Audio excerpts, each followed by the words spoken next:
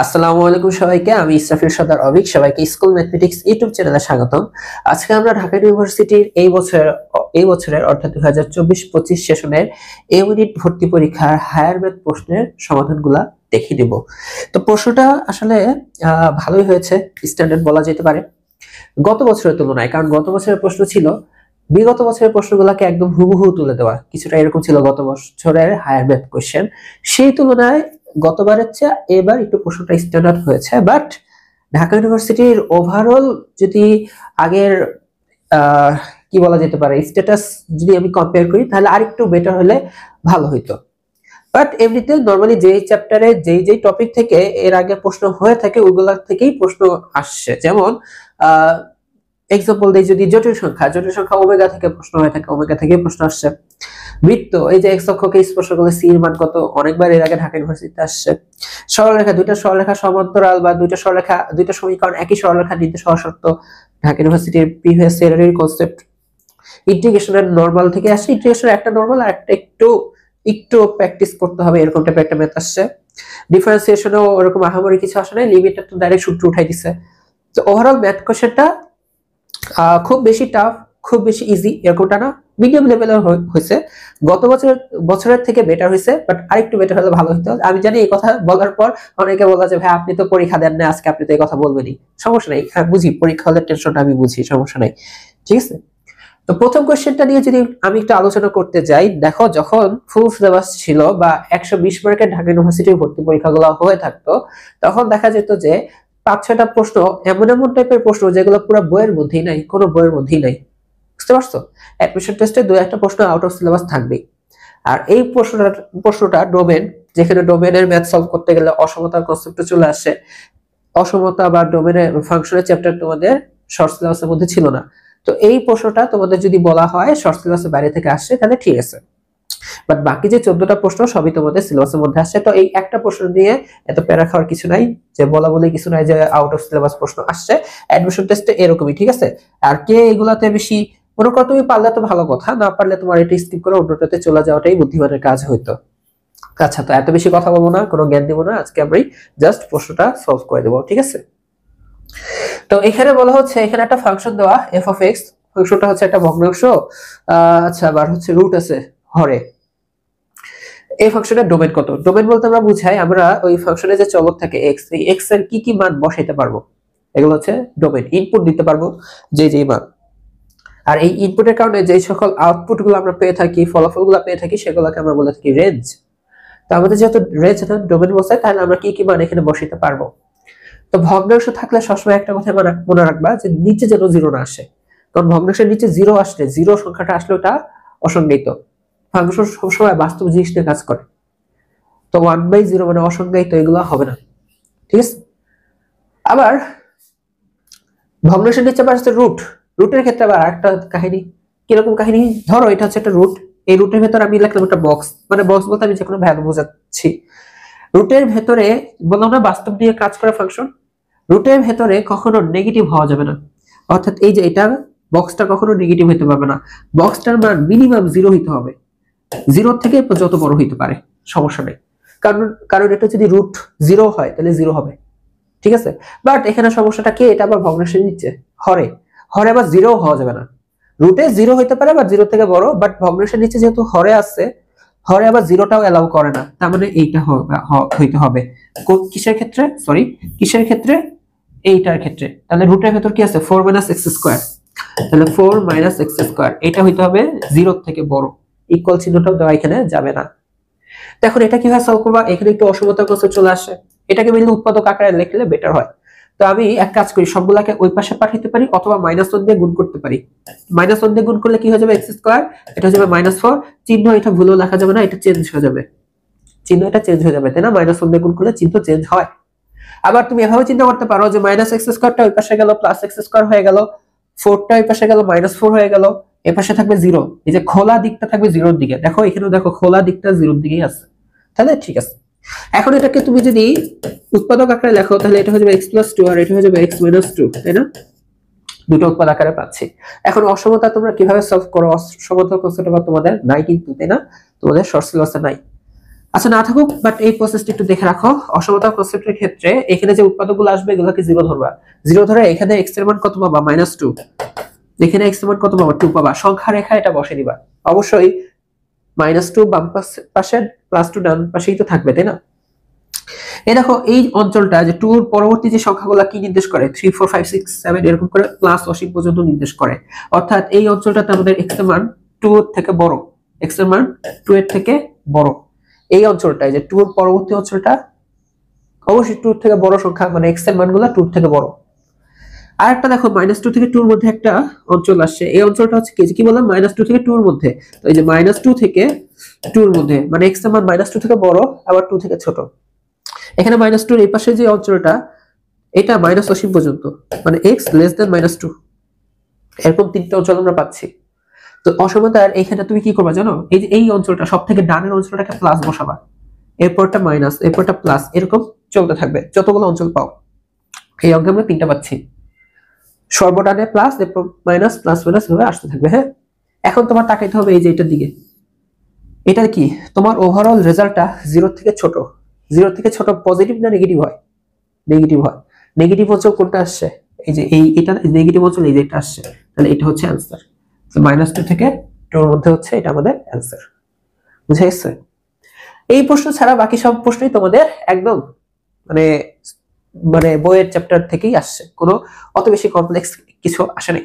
যেমন এখানে বলা হচ্ছে একটা ত্রিভুজের এবিসি তিনটা বাহুর দৈর্ঘ্য যথাক্রমে 3 5 7, একটা কোণ বের করতে বলতেছে, তিনটা বাহুই জানো কোণ বের করতে বলতেছে। এরকম তিনটা বাহু জানা থাকলে আমরা কোসাইন সূত্রটাকে স্মরণ করে থাকি। তো তার আগে তুমি যদি একটা চিত্র আঁকো, যেমন আমি তো অত বেশি এক্সপার্ট না, মানে আমার ব্রেন অত বেশি শার্প না, মুখে মুখে হয় অনেক কিছু করতে পারি না, আমার একটু ইমাজিন করা লাগে অনেক কিছুই। তো দেখো আমরা চিন্তা করলাম এটা এ বাহু, এটা বি বাহু, এটা সি বাহু। এ বাহুর মান কত, দেখো 3, বি বাহুর মান কত 5, সি বাহুর মান কত 7। তো নরমালি ত্রিভুজ আঁকার নিয়ম কি, এটা সি বাহু দেখছো, ঠিক অপোজিট কোণটাকে আমরা বলবো কোণ সি। এটা বি বাহু, ঠিক অপোজিট কোণটাকে বলবো কোণ বি। এটা এ বাহু, ঠিক অপোজিট কোণটাকে বলি এ বাহু। তোমাকে এখন বের করতে হবে কোণ সি। কোণ সি মানে এই যে এইটা। তো কোসাইন সূত্রটা কি বলা হয়, কোসাইন সূত্রটা বলা হয় যে কোনো কোণের যে কোসাইন যেটা, ওই সন্নিহিত দুই বাহুর বর্গ হবে, অর্থাৎ a square plus b square minus opposite বাহুরটা। আর নিচে হবে কি যে ab, সন্নিহিত দুইটা বাহুর গুণফলের দ্বিগুণ, মানে 2ab সব সময়, তাই না? ওকে, তো আমার তো লাগবে সি। কোন সি, আমি cos সি পেয়ে যাচ্ছি, কোনো সমস্যা নেই, cos সি জানলে সি মান বের হবে। তো এখানে আমি যদি ভ্যালুগুলো এখন বসাই, a স্কয়ার, এর মান কত 3, 3 এর স্কয়ার কত 9। এমসিকিউ সলভ করতেছো প্রশ্নে, তাই না? এত তো ঢং করে লিখবা না যে 3 স্কয়ার পরে যে পরে 9 লিখবা, এরকম তো না। বি স্কয়ার কত 25, আর সি স্কয়ার কত 49, 2ab, তাই না? ab 3 5 15, 15 দুগুণ 30। আচ্ছা এটা দেখো তো, 25 আর 9 মিলে কত হয় 34। 34 আর 49 এর পার্থক্য কত, 34 এর সাথে 10 যোগ করলে 44, 49 এর আরো 5 বাকি, 10 এর সাথে আরো 5 যোগ করলে 15, পার্থক্য হচ্ছে 15, বাট বড় যেহেতু -14, তাহলে এটা আসবে -15/30, তার মানে -হাফ। এখন বলো cos এর মান যদি -হাফ হয়, কোন অ্যাঙ্গেলের জন্য cos এর মান -হাফ হয়? 120 ডিগ্রি। এখন বললো না যে ভাই এটা আমি জানি না। ফিজিক্সের ভেক্টর অঙ্ক করতে করতে যে মানে ভেক্টরের নদীনকার অঙ্কে এই যে 120 ডিগ্রি আসতে আস্তে আস্তে সবাই জানে যে cos 120 ডিগ্রি মান -হাফ। ঠিক আছে, তাহলে এটা মান কত হবে 120 ডিগ্রি। বুঝা গেছে? ওকে, পরের কোশ্চেনটা দেখো। পরের কোশ্চেনটা হচ্ছে দেখো, তোমার কাছে √14 এককে দুইটা সমান বল দেওয়া। কি কি দেওয়া আছে, √14 এককে দুইটা সমান বল, তার মানে দুইটা বল, প্রত্যেকটার মান √14। 120 ডিগ্রি কোণে একটা বিন্দুতে ক্রিয়া করলে বা কাজ করলে তাদের লব্ধি মান কত? লব্ধির ফর্মুলা কি, √p²। দেখো আমার p এর মান q এর মান দুইটাই এটা, তাই না? এটার স্কয়ার করলে কত পাবা 14, q স্কয়ার মানে এটা স্কয়ার করলে কত পাবা 14, 2pq। দেখো 2pq, 2pq মানে √14 মানে স্কয়ার হয়ে যাবে, তার মানে শুধু 14 লিখলেই চলবে। তারপর কি হবে, cos মধ্যবর্তী অ্যাঙ্গেল, বল দুটোর মধ্যবর্তী অ্যাঙ্গেল 120 ডিগ্রি, cos 120 ডিগ্রি। তো তুমি যদি চালাক হও, এই যে cos 120 ডিগ্রি মান মাত্র ইউজ করছো, এটা কত লিখবা, -হাফ লিখলেই চলে। ঠিক আছে, তো এখন খেয়াল করে দেখো, এই যে 14 14 মিলে কত হয়ে যাবে 28, 2 2 কাটাকাটি যায় আর -14 হয়ে যাবে, তাহলে এটা হচ্ছে √14। তাহলে অ্যান্সার কত, অ্যান্সার কত √14। একদমই সহজ না? এই দুটা কোশ্চেন দেখলাম সহজ, তাই না? 2 3 এইটা বৃত্ত চ্যাপ্টার পড়ছে আর এই প্রশ্ন পারো না, এরকম কোন বান্দা এই দুনিয়াতে নাই, সত্যি কথা। তুমি আগে খালি দেখবা যে তোমার এটা বৃত্ত সমীকরণ ঠিকঠাক কিনা। ঠিকঠাক বলতে x² y² এর সহগ সেম কিনা। সেম থাকলে ওটাকে ভাগ করে 1 আনতে হয়, 1ই আছে, তো টেনশন নাই। এই বৃত্তটা x অক্ষকে স্পর্শ করলে যদি আরেকটা থাকে যে ব্যাসার্ধর মানটা নেগেটিভ আসে কিনা বৃত্ত জাজ করার জন্য, বাট আমাদের এখানে নরমালি এত কমপ্লেক্স নাই। এখানে যত 4টা অপশন সুন্দর দেখতেছি ওর মধ্যে অ্যান্সার হবে। তো এখানে বলতেছে বৃত্তটি x অক্ষকে স্পর্শ করলে c এর মান কত। c স্পর্শ করলে আমাদের কন্ডিশনটা কি হয়, বৃত্তের জন্য g² = c হতে হয়, তাই না? y অক্ষকে স্পর্শ করলে f² = c হয়, উভয় অক্ষকে স্পর্শ করলে g² f² = c হয়। ওকে, এখন দেখো জি এর মান কিভাবে পাই আমরা, x এর সহগকে, x এর সহগ এখানে -4, তাই না? এটাকে 2 দিয়ে ভাগ করতে হয়, তাহলে -2, এটা হচ্ছে জি এর মান। তাহলে দেখো c কি হবে, g এর স্কয়ার করতে হবে, -2 এর স্কয়ার করতে হবে, অর্থাৎ 4 কোথায়, এটা आंसर। কঠিন লাগতেছে না? ওকে, দেখো নরমালি আমি অ্যাজ এ স্টুডেন্ট প্রশ্নটা সলভ করে দিচ্ছি তোমাদেরকে। মানে আমি যদি দেখি কোন একটা অঙ্কে টাইম কিল করতেছে তোমাদের সামনে, আমি কি করব, ওইটাকে দেখে পরের কোশ্চেনে চলে যাব, কারণ অ্যাডমিশন টেস্টে এটাই খেলা। তুমি যদি কোনো কোশ্চেনে আটকায় যাও, তোমাকে ওইটা ওই মুহূর্তে স্টপ করে পরের কোশ্চেনে যেতে হবে, নাহলে তুমি ওইখানে যে মায়াজালে আটকায় যাবা কোশ্চেন সলভ করার, দেখবা যে তোমার ফ্রেন্ড 5-6টা কোশ্চেন অলরেডি লাগাই ফেলছে, তুমি পিছিয়ে থাকবা। যেমন এটা দেখো, এটা কিসের কোশ্চেন, আবদ্ধ ক্ষেত্রফল মানে ইন্টিগ্রেশনের কোশ্চেন। এখানে তোমাকে y = 2x - x², পরিচিত লাগতেছে, পরাবৃত্ত হয়ে থাকে নরমালি, আবার x এর উপর স্কয়ার, x এর উপর আবার স্কয়ার, তাই না? তাহলে আমাদের হচ্ছে y অক্ষের সমান্তরাল হচ্ছে অক্ষরেখা, এরকম টাইপের কিছু একটা। এখন বলতেছে x অক্ষ মানে এইটা আর এবং x অক্ষ দ্বারা আবদ্ধ ক্ষেত্রের ক্ষেত্রফল। তো এই সমীকরণ দেখে তো বুঝতে পারতেছি আমাদের পরাবৃত্ত হয় এই টাইপের, না হলে এই টাইপের আসবে। এখন x এর সাথে আবদ্ধ ক্ষেত্রফল যেটাই আসুক, আমি তো সমীকরণ সলভ করি নাই, যদিও পরাবৃত্তের শীর্ষ আর এর মান বের করে পারফেক্ট চিত্র আঁকা যাবে, বাট আমি এক্সাম্পল হিসেবে বলতেছি x অক্ষের সাথে আবদ্ধ ক্ষেত্রফল বের করতে গেলে যে এইটা না বুঝায়, অথবা যদি পরাবৃত্ত এমন হয় তাহলে কি বুঝাবে এইটা। তো আমার কি লাগে, এই যে এই x অক্ষ যে ছেদ করতেছে এই মানটা বের করা লাগবে। ওই মানটার মধ্যে আমরা কি করব, ফাংশনকে ইন্টিগ্রেট করলে অঙ্ক শেষ, তাই না? এই মানের মধ্যে ফাংশনকে ইন্টিগ্রেট করলে অঙ্ক শেষ। যে ইন্টিগ্রেশন করো নাই সে আমার এই কথাটা বুঝবে না। যারা নরমাল ভাবে ইন্টিগ্রেশন করছো 10.7, হ্যাঁ, মানে লাস্টে যে চ্যাপ্টারটা ক্ষেত্রফল বের করা, আমার এই কথা তারা বুঝে যাবে কি বলছি। তো আমার কি লাগবে, আবদ্ধ ক্ষেত্রফল। আমার আগে ওই যে x অক্ষকে কোথায় কোথায় ছেদ করতেছে সেটা লাগবে। তো x অক্ষকে ছেদ করলে আমরা জানি কোটির মান 0 হয়, অর্থাৎ y এর মান 0। এখানে y এর মান যদি 0 বসে, আমরা 2x - x²। তো প্রসেস কি, এটা কিভাবে সমাধান করতে পারি, আমি একটু বাচ্চাদের মতো করি। আমি আগে এভাবে নিয়ে আসি, ঠিক আছে? আমি কমফোর্টেবল থাকি না ওই পাশে থাকলে, সব বাম পাশে নিয়ে আসি, ঠিক আছে? x² - 2x, এখন x আর এটা কি লেখা যাবে, x - 2 = 0, তার মানে x = 0 আর লেখা যাবে x = 2। তার মানে x কে দুইটা অক্ষে ভাগ ছেদ, দুইটা বিন্দুতে ছেদ করবে, 0 0 আর 2, 0 0 0 আর 2, 0। দেখছো কোটির মান দুই জায়গায় 0 বলতেছি আমি। তাহলে আমাদের রেজাল্ট হবে ফাংশনকে ইন্টিগ্রেট করতে হবে, মানে y কে ইন্টিগ্রেট করতে হবে, y মানে এই যে 2x - x², ঠিক আছে? এই হলো dx, কত থেকে, 0 থেকে 2 এর মধ্যে। এখন ইন্টিগ্রেশন আমরা জানি আলাদা আলাদা ভাবে এটা আমরা ইন্টিগ্রেট করতে পারবো। তাহলে 2 এখানে থাকুক, এই x কে ইন্টিগ্রেট করলে আমরা পাবো x²/2, এই হলো 2 0 মাইনাস x³ এর ইন্টিগ্রেশন করলে আমরা এখানে পাবো 1/3 x³ আপার লিমিট লোয়ার লিমিট, 2 2 কাটা 1, তো x² করলে 2² করলে হয়ে যাবে 4 4, 0 থেকে বিয়োগ করার কিছু নাই, মানে -0 লিখলাম, থাক সমস্যা নেই। 1/3 এখানে x³ মানে 2³ এর মান ঢং করার কিছু নাই, 8 - 0। তাহলে এখানে আসবে হচ্ছে 4 ওভারঅল, আর এখানে আসবে হচ্ছে 8/3 -8/3।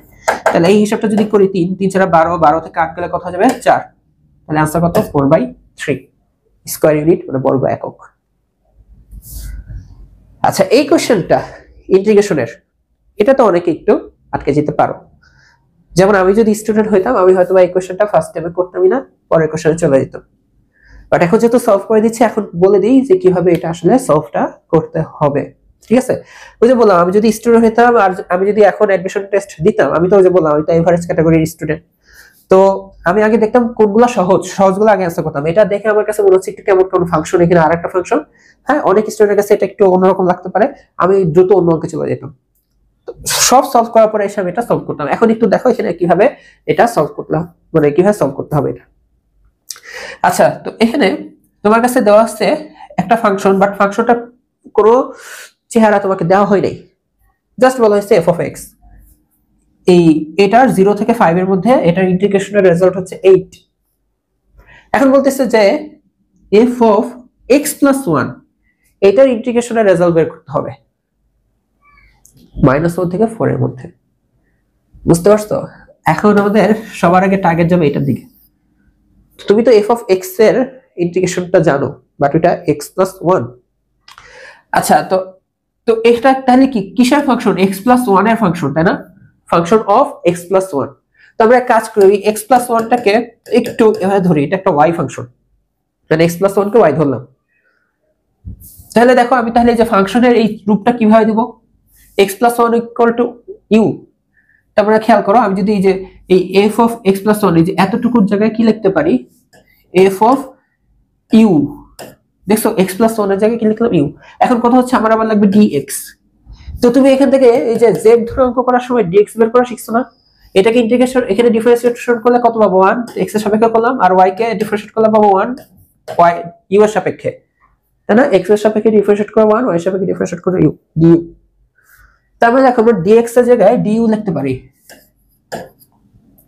এখন কথা হচ্ছে এই যে -1 আর -4 কি বসাবা?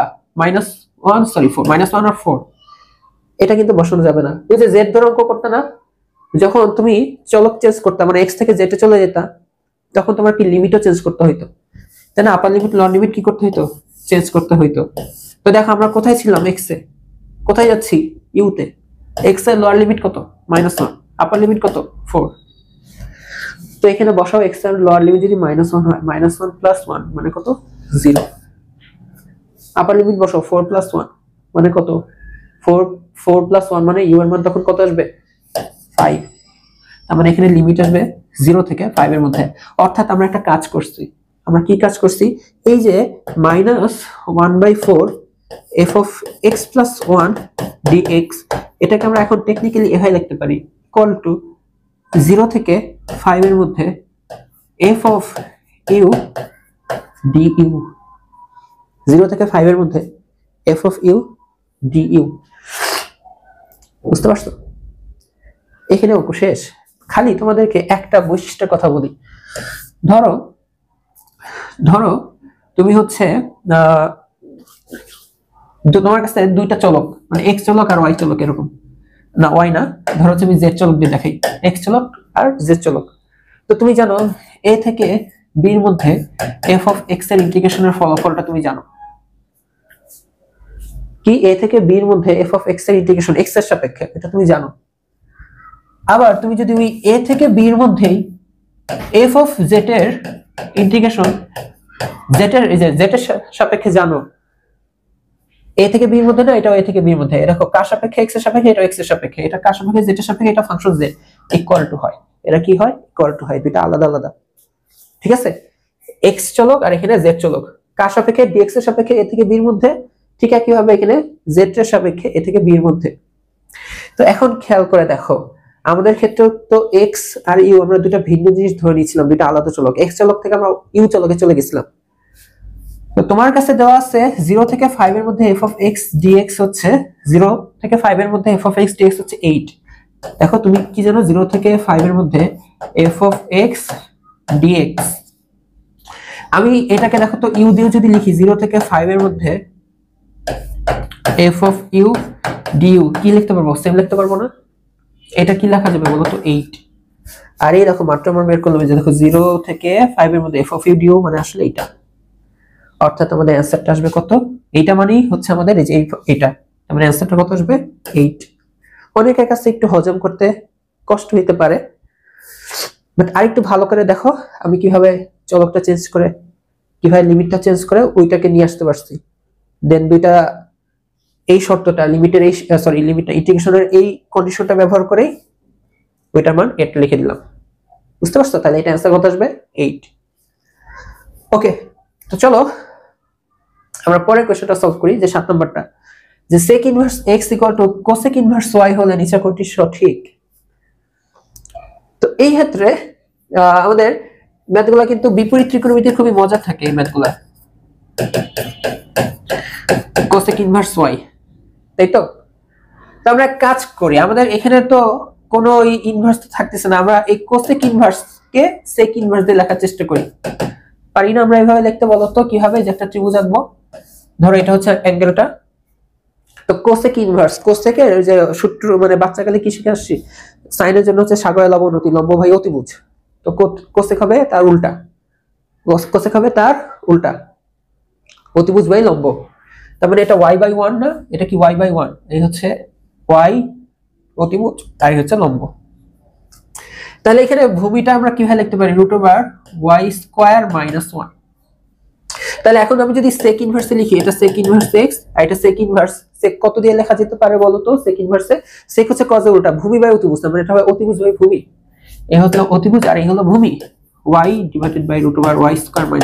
তো sec কে এই পাশে পাঠিয়ে দিলে দুটো কাটাকাটি যাবে, তাই না? কি বললাম, এমসিকিউ তে এত তোমরা করবে না, বাট তাও আমি একটু দেখাই দিচ্ছি, পরীক্ষা হলে এমসিকিউ তে এত করবে না। এই যে sec ইনভার্স কাটাকাটি যায়, তার মানে তোমার কাছে থাকবে শুধুমাত্র x, y/√y² - 1। তাহলে এক কাজ করি, একটু বর্গ করে দিই, বর্গ করে দিলে এখানে হচ্ছে x², y², এখানে y²/1। এটা যদি ব্যস্তকরণ করে লিখি তাহলে বেটার হয়, ঠিক এই যে এরকম, তাই না? এরকম লেখা যায়। তাহলে এরকম হলে আমরা আরো লিখতে পারি 1/x², y²/y² কাটাকাটি যায়, এটা হয়ে যাবে 1 - 1/y², তাই না? যে y²/y² - 1/y²। তো এটা এই পাশে আসুন, তাহলে এটা এমন লেখা যায়, তাই তো? কোনটা এটার সাথে যায়? এই যে আমরা দেখতে পাচ্ছি b যায়, 1/x² + 1/y² ইকুয়াল হচ্ছে 1 হয়, তাহলে এটা হচ্ছে আমাদের জন্য অ্যানসার। ওকে, 8 নম্বরটা দেখো, আমাদের হচ্ছে বহুপদী থেকে আসছে, তাই না? মূলদয় দেখা যাচ্ছে যে একটা দ্বিঘাত সমীকরণ, এটা মূলদয় হচ্ছে ab। তো আমাদের সমীকরণ দেওয়া থাকলে, ab দেওয়া থাকলে আমরা দুইটা কাজ সবসময় করে ফেলি, এক হচ্ছে এদের যোগফল আর গুণফলটা বের করে ফেলি, তাই না? আমরা তাহলে কিন্তু অটোমেটিক জানি এদের যোগফল, এখানে করি, সরি এখানে করি, হ্যাঁ আমরা কিন্তু জানি এদের যোগফলটা হবে a + b, তাই না? এটা হবে হচ্ছে মাইনাস, যে x এর সহগ কত 3 আর এখানে x² সহগ কত 1, মানে শুধু 3, শুধুমাত্র -3, সরি। আর গুণফলটা কি আসবে বলতো? c/a বলতে এই c না, এই যে এটা -4/1, -4/1, তো এটা -4 -4 থাকবে আর এটা -3 হয়ে গেছে।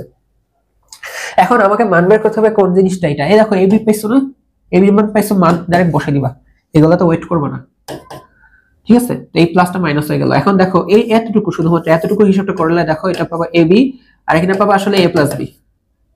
এখন দেখো a + b মান কত? -3, ab এর মান কত? -4, মাইনাস মাইনাস কাটাকাটি যাবে, 3/4 -4। তাহলে এখন আমি যদি লসাগু করি 4, 3, 4 4 16, 16 আর 3 এর ব্যবধান কত হয় বলো তো? 13 না? তাহলে -13/4 আসতেছে, -13/4 আসতেছে, তাহলে এটাই হচ্ছে আমাদের অ্যানসার। আবেগের বশে ভুল থাকে, আমরা আসলে মাইনাস কিনা, হ্যাঁ মাইনাস। যেমন আমার প্রচুর ভুল হইতো যে 13/4 কে মনে করতে হবে অ্যানসার, মানে সলিউশন বের করে ভুলটা লাগানো, এটা ছিল আমার একটা হ্যাবিট। ওকে, পরেরটা দেখো, যে সমীকরণটা একই হলে সরলরেখা নির্দেশ করবে কোন শর্তে, a আর b এর মান বের করতে বলছে। দুইটা সরলরেখা একই কখন হবে? এটার x এর সহগ এটার x এর সহগের যে অনুপাত, ওইটা y এর সহগ y এর সহগের অনুপাত, আর কনস্ট্যান্ট দুইটা অনুপাত কি হতে হবে? সেম হতে হবে। এখানে x এর সহগ কত? 3, ওইখানে x এর সহগ কত? 2a ইকুয়াল টু কি আসতে হবে? কি আসতে হবে? এখানে y এর সহগ কত? 7, ওইখানে y এর সহগ কত? -3b ইকুয়ালস টু কনস্ট্যান্ট, এটা এই পাশে নিয়ে আসতে হবে, সব এক পাশে নিয়ে আসো, হয় সব এক কনস্ট্যান্ট এই পাশে রাখবা দুই ক্ষেত্রেই, নাহলে দুই ক্ষেত্রে বাইরে রাখবা। তো এখানে দেখো একটাতে বাইরে একটাতে ভেতরে, মানে এক পাশের মানে ওয়ান সাইডে, এরকম করা যাবে না। তো এই পাশে আসলে -21 আর ওইটা তো 6 দেওয়া, বুঝতে পারছো? অথবা তুমি 21 রাখলে ওইখানে ওই পাশে পাঠায় 6 কে ওই পাশে পাঠায় তারপর লিখতে হইতো। তো কিসের মান জানি বের করবো? a আর b এর মান, এ দেখো এটা কনস্ট্যান্ট দেবে এটা, তাহলে দেখো 3/2a ইকুয়াল টু কি লেখা যাবে? -21/6, তাই না? আচ্ছা, এই 2 দিয়ে 6 কাটলে এখানে থাকবে 3, কি বললাম? আচ্ছা এই যে এটা, এখন আমার কার মান লাগবে? এর মান। তো a এর পাশে যাবে, 3 এর সাথে গুণ হবে, 3 × 9/-21, এটা হয়ে যাবে। তাহলে আমরা যদি 3 দিয়ে কাটি, এটা 4 নয় 21 লিখছি, 3 দিয়ে কাটলে 3 × 9, 3 × 7 = 21, -3/7 একটা মনে পেয়ে গেছি আমি, আর তো খুঁজতে মন চাচ্ছে না আমার, এটার আগে দিতাম কারণ আর কোথাও কমন অ্যান্সার নাই। তাও একটু বি বের করে দেখি, একটু বের করে দেখি তো কেমন লাগে বির মান, তাই না? তাহলে 7 - 3/5 equal to -21/6। Minus minus minus তো কাটাকাটি যাবে, তাই না? এটাও নেগেটিভ ওইটাও নেগেটিভ, কাটাকাটি যাবে। তাহলে এটা হলো 7/b লিখি, আর 21 এই যে 3 দিয়ে কাটলে এখানে 2 আসলো, তাহলে b এর পাশে যাবে, তাহলে 7 × 2/21 এই হলো b এর आंसर। তাহলে এই ক্ষেত্রে আমরা কোনো কাটাকাটি করতে পারি বলো তো? কোনো কি কাটাকাটি যায়? 2/3 তো আসে না, ও সরি কি বলে আসে না, এই সাথে সুন্দর কাটাকাটি যায়, চোখে দেখি না। 2/3 বুঝছিলাম না, আগে দাগে দিলে সেটা ভালো হইতো। তাহলে এটা হচ্ছে বি নাম্বার, ঠিক আছে? আচ্ছা এখন দেখো এখানে কি দেওয়া, একটা কনিক দেওয়া, তাই না? এটা কি হয় আমাদের বলো তো? পরবৃত্ত, উপবৃত্ত না অধিবৃত্ত? কি হয়? উপবৃত্ত হয়, উপবৃত্ত হয়। এই কনিকের নিয়ামক দুটির মধ্যবর্তী দূরত্ব কত? তো এটার ক্ষেত্রে আমরা কি করি? 225 দিয়ে সবাইকে আগে ভাগ দিই, তাই না? তো এটা কথা বলছি যে এটা দিয়ে ভাগ দিয়ে দিই আগে আসলে। তো এখানে নরমালি এই 9 আর 25 যে দেখতেছ, আসলে দেখো 25 আর 9 এর গুণফলই 225 হয় নরমালি। দেখো যে 5 9 45 27 4 9 2 18 19 20 21 22। তার মানে এই 9 দিয়ে কাটলে তুমি এখানে পাবা 25, আর 25 দিয়ে কাটলে তুমি পাবা 9। তার মানে খেয়াল করে দেখো, এটা হচ্ছে a স্কয়ার, মানে a এর মান 5, b স্কয়ার 9, মানে b এর মান হচ্ছে 3। a বড় b ছোট। নরমালি আমাদের পরাবৃত্ত উপবৃত্ত দেখতে এমন হয়, কেন্দ্রমূল বিন্দুতে এটা দেখতে হয় হচ্ছে এমন। এটা উপবৃত্ত কোনটা হবে? এটা না, বা আমাদের উপবৃত্ত না, নিয়ামক চেয়েছে, সরি। এই হচ্ছে শীর্ষ, নিয়ামক কোনটা হয়? এই যে এটা হয়। নিয়ামক কোনটা হবে? এই যে এটা, তাই তো? তো আমাদের নিয়ামক দ্বয়ের মধ্যবর্তী দূরত্ব চেয়েছে। তো আমাদের এখান থেকে ই উৎকেন্দ্রিকতার মানও আমরা বের করতে পারি, তাই না? √a square minus b square divided by a square. এই মানটা আমাদের লাগবে, উৎকেন্দ্রিকতা লাগবে। একটু যদি বের করে ফেলো, √a স্কয়ার করলে পাবা 25, 25 থেকে 9 বিয়োগ করলে কত পাবা? 25 থেকে 9 বিয়োগ করলে 16 পাবা, 16। a স্কয়ার করলে কত পাবা? a স্কয়ার কত? 25। তাহলে রুট করলে এটা পাবো 4/5, 4/5। তো আমাদের এটা হচ্ছে শীর্ষ, শীর্ষ পর্যন্ত দূরত্ব হচ্ছে a, উপকেন্দ্র পর্যন্ত দূরত্ব হচ্ছে ae, আর এই পর্যন্ত দূরত্ব হচ্ছে a/e। তো নিয়ামক দ্বয় এই পিছনেও আরেকটা আছে, তো এতটুকু a/e, এখানেও এতটুকু আবার a/e, তাহলে নিয়ামক দ্বয়ের দূরত্ব হচ্ছে 2a/e। তো 2 এর মান পারো, এর মান কত? 5, 5 বসাও, আর বাই e 4/5। তাহলে একটু টেকনিক্যালি এটা হয় লিখতে পারো, একটু টেকনিক্যালি এভাবে লিখতে পারো, এই যে 5 এর সাথে ইনটু 1/e, 1/e এর মান যদি 4/5 হয় তাহলে এটা হবে হচ্ছে 5/4, তাই না? এর মান যদি হয় 4/5 তাহলে এখানে হয়ে যাবে 5/4, উল্টা যাবে, 1/e এভাবে লিখছি। তাহলে আমাদের রেজাল্ট কি আসে? 2 দিয়ে কাটলে এখানে আসে 2, 5 5 25, 25/2। তাহলে आंसर কোনটা? 25/2, ঠিক আছে? 11 নাম্বারটা জটিল, সরি হ্যাঁ জটিল সংখ্যায় মানে কি বলবো, ঢাকা ইউনিভার্সিটি ফেভারিট। মানে আমাদের টিচাররা মনে হয়, আমি তো ঢাকা ইউনিভার্সিটি, আমাদের টিচাররা মনে হয় জটিল সংখ্যা বলতে খালি ওমেগাই চিনা, আই থিঙ্ক। না আরো অনেক কোশ্চেন আসছে, আইডিয়াও প্রচুর প্রশ্ন আসছে, বাট ওমেগা খুব বেশি কমন হয়ে যাচ্ছে। তো ওমেগা কিউবের মান 1, আর তোমরা আরেকটা জিনিসও জানো, 1 + omega + omega square equal to হয় কি 0। তো নরমালি যে কোনো দুইটা যোগফল পাইলে ওই মানটা বের করে নিতে হয়। কি বললাম? ধরো তোমার 1 + ওমেগা আসে, তুমি লিখতে পারো -ওমেগা স্কয়ার। ধরো 1 + ওমেগা স্কয়ার আসে, তুমি লিখতে পারো -ওমেগা। ধরো ওমেগা + ওমেগা স্কয়ার আসে, তুমি লিখতে পারো -1, তাই না? আচ্ছা, তো এই যে এখানে খেয়াল করছো 1 + ওমেগা আসছে, এই 1 ওমেগা স্কয়ারের মধ্যে কে মিসিং? ওমেগা স্কয়ার, তাহলে এটা হবে -ওমেগা স্কয়ার আর ওমেগা স্কয়ার। তার মানে আলটিমেটলি এটা -2 ওমেগা স্কয়ার। এই যে দেখো দুইটা যোগফল, কে মিসিং? -1 মিসিং, তো -1 -1 মানে -2 হলো। এখানে কে মিসিং? এই দুইটা যোগফলের মধ্যে ওমেগা মিসিং, ওমেগা। তো ওমেগা মিলে -2 ওমেগা, তো মাইনাস মাইনাস মাইনাস মিলে মাইনাস থেকে যাবে, 2 2 2 মিলে 8 হয়ে যাবে, ওমেগা স্কয়ার 1 ওমেগা মিলে ওমেগা কিউব হয়ে যাবে, आंसर হয়ে যাবে -8। তাহলে এটা হয়ে যাবে সি, তাই না? আমি তো করলাম, অনেক স্টুডেন্ট আছে ওরা দেখা মাত্র आंसर বলে দিতে পারবে এগুলা। আমি তো বললাম আমি তো বিলো এভারেজ স্টুডেন্ট। নির্ণায়ক আমার একটা ট্রিক ছিল, এরকম নির্ণয় যদি আসতো না কোনো পরীক্ষায়, যে কোনো পরীক্ষায়, কলেজ হোক অ্যাডমিশন হোক, কি করতাম দেখতাম এবিসি এবিসি না, জিরো মেরে দিতাম, যে আচ্ছা নির্ণায়ক লাগা জিরো দিয়ে দিতাম, ব্যস্ত হয়েও যেত মাঝে মাঝে। তো যাই হোক, করে দেখতে হবে কিভাবে জিরো হয়, তাই না? নিয়মটা জানতে হবে। তো এই নির্ণায়কটা আমরা কিভাবে সলভ করতে পারি, আমি যদি একটু নির্ণায়কটা উঠাই, BC C A A B, 1/a 1/b 1/c। তো এখানে এ বি আর এই হলো সি, ঠিক আছে?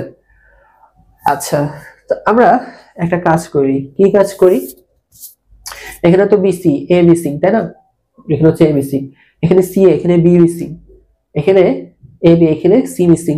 তো একটা কাজ করি, তো আমরা এখানে এবিসি, এখানে এবিসি এবিসি জেনারেট যদি করতে চাই, তাহলে এখানে এ মিসিং, তো এই কলম বরাবর সবাইকে এ দিয়ে গুণ করব, ঠিক আছে? কলম বরাবর সবাইকে কি করব, এ দিয়ে গুণ করব। তো এ দিয়ে যদি আমি গুণ করতে চাই, তাহলে আমাকে এভাবে লিখতে হবে, 1/a আনতে হবে। এই এটা দিয়ে যদি গুণ করি, এখন আর তাহলে এটা লেখার দরকার নেই,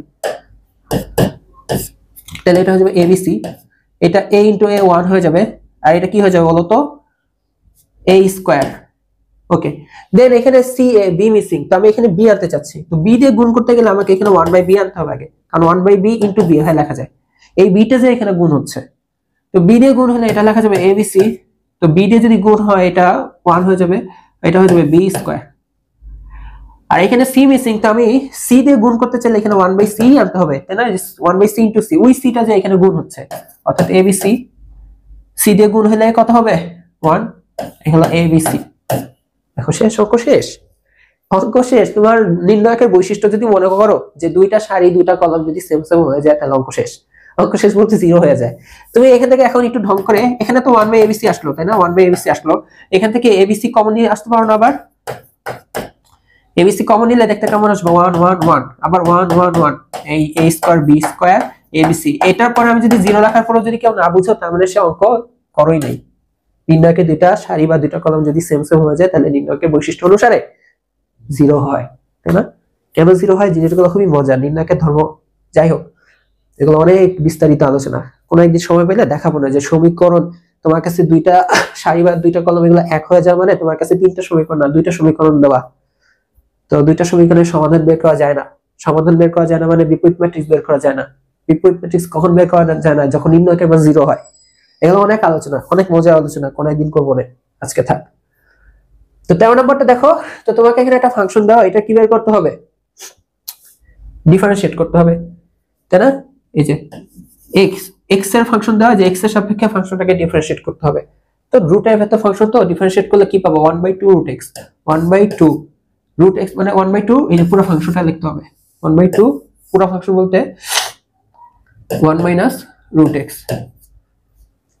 বাট এটা তো রুটের ভেতর এক্স থাকলে, তার মানে দেখো আমরা এইটাকে আবার ডিফারেন্সিয়েট করব, এক্স এর জায়গায় তো ও বসে গেছে, তো এইটাকে আবার ডিফারেন্সিয়েট করতে হবে। তো এটাকে ডিফারেন্সিয়েট করলে 1 তো বাদ, মাইনাস রুট এক্স কে ডিফারেন্সিয়েট করলে মাইনাস রুট এক্স এর ডিফারেন্সিয়েশন করলে 1/2 রুট এক্স। এই হচ্ছে आंसर। একটু খালি সাজায় দেখো কি হয়, এরকম ভেবেও না যে আমি আবার ডান্স করতেছি, আমি খালি সাজাতে বলছি। তো লব আর লবের সাথে গুণ হয়ে 1 হবে, মাইনাস চলে আসবে একটা, 2 2 মিলে 4 হবে, 4 হবে, তাহলে রুট 1 মাইনাস রুট এক্স, আর এখানে রুট এক্স গুণ হবে, আল্লাহ জানে গুণ করছে কিনা, আবার কি হয়ে রাখছে, একটা মাইনাস আসছে, মাইনাস হওয়ার आंसर মনে হয় একটাই দেখতে পারতেছি, একটাই দেখতে পারতেছি, আর নাই, মাইনাস লাগবে তো, মাইনাস মাইনাস দিয়ে তো একটাই आंसर দেখতে পারতেছি, 1/2 রুট এক্স, তাহলে এটা দিয়ে রুট এক্স আর একটুকু তো মিললো 4, তো 4 দিয়ে আবার आंसर দেখি রুট এক্স 1/, এখানে কি মাইনাস উঠে না, আমি একটু মাত্র কোশ্চেনটা আমি একটু কোশ্চেনটা চেক করি এখানে মাইনাস আসছে কিনা, মাইনাস তো আসা উচিত ছিল, দেখি টাইপিং মিস্টেক, এখানে মাইনাস আসছে প্রশ্নে, আমার উঠে নাই, দেখছো আবেগে বসাবা, এটা লাগিয়ে দিই নাই। এটাই তোমার পরীক্ষা হলে নিজের উপর ট্রাস্ট রাখবা, আমার জানার মতো তো আমি ঠিক করছি, ভুল হইতে পারে, মানুষ মাত্রই ভুল, বাট আমার হিসাব আছে এটা অপশনের মধ্যে দেখি নাই, বাট প্রশ্ন বললো না যে মাত্র টাইপ করা ভুল থাকতেই পারে, এখানে মাইনাস আছে প্রশ্নে, তাহলে आंसर হবে হচ্ছে ডি নাম্বারটা, ঠিক আছে।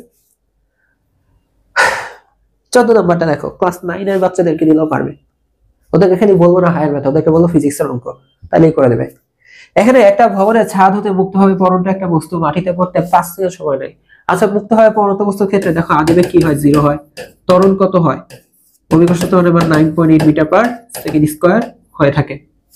কত সময় ধরে টোটাল পড়লো? টি 5 সেকেন্ড। ভবনের উচ্চতা কি হবে? অতিক্রান্ত দূরত্বটা না h। তাহলে h = ut + half gt square, এর মতো 0, তাহলে হাফ gt স্কয়ার দিয়ে অঙ্ক শেষ। এই হলো হাফ। জি এর মান কত? 9.8 তো লিখছি, বাট ক্যালকুলেটর ছাড়া না, তাহলে 98/10। টি স্কয়ার এর মান কত? 25। টি স্কয়ার এর মান কত? 25। এটা সলভ করে দিতে পারেন স্যার। কিভাবে সলভ করব? দেখো 5 দিয়ে যদি কাটি, 5 দিয়ে কাটলে এখানে 2 পাবো, 5 দিয়ে কাটলে এখানে 5 পাবো। তাহলে 98 * 5 / 4। 98 আর 5 এর গুণফল আবার কত আসে? 5 এটা 40, 7 আছে 4, 5 9 45, 49। তার মানে 490 / 4 এই হচ্ছে आंसर। তো তোমরা অপশনে তাকালে এখনো বুঝা যাবে, তাও আমি একটু যদি আস্তে আস্তে করি, অপশনের দিকে তাকালে এখনো পাওয়া উচিত। অবশ্যই যে এগুলো হবে না, 122 এটা মনে হচ্ছে হবে, 150 না, 150 যাবে না। তো আমরা যদি করি 4 10 40, 44 42, 4 12 40 40 48, 4 12 48 48, তাহলে এর আসবে 10। তাহলে 4 2 8, এখানে 2, এখানে দশমিক দিতে হবে, 4 5 20। এটা 122.5, 122.5 এই হচ্ছে আমাদের आंसर। বুঝা গেছে? ওকে, তো চলো 15 নাম্বারটা দেখি। এটা দেখার কিছু না, এটা आंसर 1। এটা যদি কেউ 1 না বসাও তার মানে সে লিমিটটা মানে ডিফারেন্সিয়েশনই পারে না। আগে তো লিমিট, তারপর ডিফারেন্সিয়েশন। এটা আমাদের এই যে সূত্রের মধ্যে পড়ে, তাই না? আমাদের এরকম শিখছিলাম যে x = এটা মান হয় 1, এটা মান হয় 1, e⁻x - 1/x এটা মান হয় 1। লাস্ট হচ্ছে ln এরটা এরকম, ln 1 + x/x = হচ্ছে 1। তা কারো যদি মনে হয় যে সূত্র তো ভুলে গেছি, এল হসপিটাল রুল শিখোটাই, এল হসপিটাল রুল অ্যাপ্লাই করে দাও, এটা आंसर কি পেয়ে যাবে? 1 পেয়ে যাবে। তো এই হচ্ছে তোমাদের কোশ্চেনটা। তো আমি যদি বিশ্লেষণ করি, লিমিটের থেকে কোশ্চেন আসে, ডিউতে আসে, বৃত্ত থেকে কোশ্চেনের ওই অক্ষদ্বয় স্পর্শ এখান থেকে আসছে, মাঝে মাঝে কেন্দ্র ব্যাসার্ধ দিয়ে আসে, সরলরেখারও বেসিক কনসেপ্ট থেকে আসছে। তোমার হচ্ছে ইন্টিগ্রেশনের মধ্যে দুইটার মধ্যে একটা কনসেপচুয়াল আর একটা হচ্ছে তোমার নরমাল ক্ষেত্রফল। ডিফারেন্সিয়েশনের ক্ষেত্রে জাস্ট মানে তুমি যদি চেইন রুল অ্যাপ্লাই করো অঙ্ক শেষ। কনিক্স এর ক্ষেত্রেও কোনো হার্ড কিছু না, জাস্ট সূত্র পারো, ইকুয়েশন থেকে সূত্র জেনারেট করা যায়, আরো শর্টকাটেও করা যায়। আমি না একটু বড় ভাবে করলাম। বহুপদী জাস্ট মূলদয়ের গুণফল যোগফল দিয়ে অঙ্ক শেষ। অথচ চ্যাপ্টারটা কত বড়, কত ম্যাথ আছে, জটিল সংখ্যা ওমেগা দিয়ে শেষ। মানে ওই যে থাকে না ক্রিকেট খেলার ক্ষেত্রে প্ল্যান এ প্ল্যান বি, আমাদের কোশ্চেন আসলে প্ল্যান এ তেই হয়ে গেছে, কোনো হার্ড কোশ্চেন এখানে হয় নাই। ডোমেনের অঙ্কটা একটু প্যারা খেতে পারো, বাট বললাম এত অঙ্ক থাকতে একটা অঙ্ক নিয়ে প্যারা খাওয়ার কিছু নাই। আমি যদি অনেস্ট রিভিউ দিই, ধরো আমি যদি স্টুডেন্ট হইতাম, আমি হয়তো দুইটা ম্যাথে প্যারা খেতাম এখানে। আমি তো আমার ফুল সিলেবাসে পাবলিক, শর্ট সিলেবাসে পাবলিক না, তো আমি ডোমেন নিয়ে প্যারা খেতাম না, একটা ম্যাথে প্যারা খেতাম, সেটা হচ্ছে পার্সোনালি, আমি অনেস্ট কথা বলতেছি, ঠিক আছে, ভুগি যদি বলতেছি না, আমি পার্সোনালি প্যারা খেতাম হয়ে যে ইন্টিগ্রেশনের ওই ম্যাথটা নিয়ে। কোথায় করলাম? আল্লাহ গেল কই, ডিলেট হয়ে গেল। ইন্টিগ্রেশনের ম্যাথটা এই যেটা, হয়তো পার্সোনালি আমি এই ম্যাথটা নিয়ে প্যারা খেতাম, বাট বাকি 14টা প্রশ্নের মধ্যে নরমালি লেখাপড়ার মধ্যে থাকলেই বা কোয়েশ্চেন অ্যানালিসিস করলেই 14টা ম্যাথ পারার কথা। তোমাদের জন্য 13টা বললাম, যাও আচ্ছা যাও 12টা, অ্যাটলিস্ট 12টা কোয়েশ্চেন নরমাল, যারা খালি কোয়েশ্চেন আর ম্যাথ বই, বাইরে কিচ্ছু করে নাই, অ্যাটলিস্ট 12 থেকে 13টা এখান থেকে পারা উচিত। ফিজিক্স কোয়েশ্চেনটা কিন্তু আবার অন্যরকম আসছে, তো ফিজিক্সের সলিউশনটাও খুব দ্রুতই দিয়ে দেবো।